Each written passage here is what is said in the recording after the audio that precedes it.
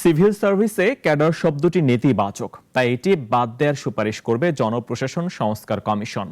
সরকারি সেবার ব্যাপারে জনসাধারণের অসন্তোষের কথা বলেছেন মন্ত্রণালয়ের সিনিয়র সচিব। জনপ্রশাসনে সংস্কারের লক্ষ্যে ধারাবাহিক বৈঠকের অংশ হিসেবে দুপুরে সচিবালয়ে অনুষ্ঠিত হয় জনপ্রশাসন সংস্কার কমিশনের 12তম বৈঠক। বৈঠক শেষে কথা বলেন জনপ্রশাসন সচিব, জানান সরকারি সেবার ব্যাপারে জনসাধারণের অসন্তোষ রয়েছে, নেতিবাচক ধারণা রয়েছে আমলাতন্ত্র নিয়েও। জনপ্রশাসন না বলে জনসেবা বলা যায় কিনা? জেলা প্রশাসক তো ব্রিটিশ আমলের সৃষ্টি, এবং এই শব্দের বাইরে অনেকগুলো প্রতিশব্দ আছে। কালেক্টর আছে, ডিস্ট্রিক্ট অ্যাডমিনিস্ট্রেটর আছে, ডিস্ট্রিক্ট ম্যাজিস্ট্রেট আছে। তা আমরা মনে হয় এই জিনিসগুলো স্যার আমরা আমাদের পাবলিক যেহেতু জানতে চায়, অল্টারনেটিভ আমরা সাজেশন দিব, গভর্নমেন্ট যেটা নেয় গভর্নমেন্ট সেটাই নেবে যেটা আপনারা চান। এই সময় জনপ্রশাসন সংস্কার কমিশন প্রধান বলেন, জনপ্রশাসনে কাঠামোগত ও মানসিক পরিবর্তন দরকার।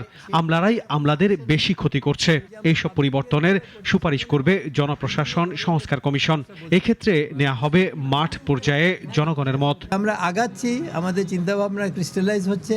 আমরা তিনটা গ্রুপ করে আমাদের কাজটা ভাগ করেছি। তিনটা গ্রুপে এটা করা হচ্ছে। আমাদের কমিশনে আমরা একটা কাজ করেছি, সেটা হলো যে আমরা ঢাকার বাইরে সাধারণ মানুষের বক্তব্য শোনার জন্য কিছু প্রোগ্রাম হাতে নিয়েছি।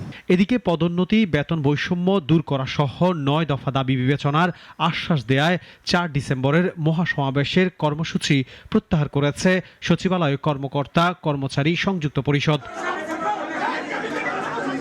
আনোয়ার হোসেন, নাগরিক, ঢাকা।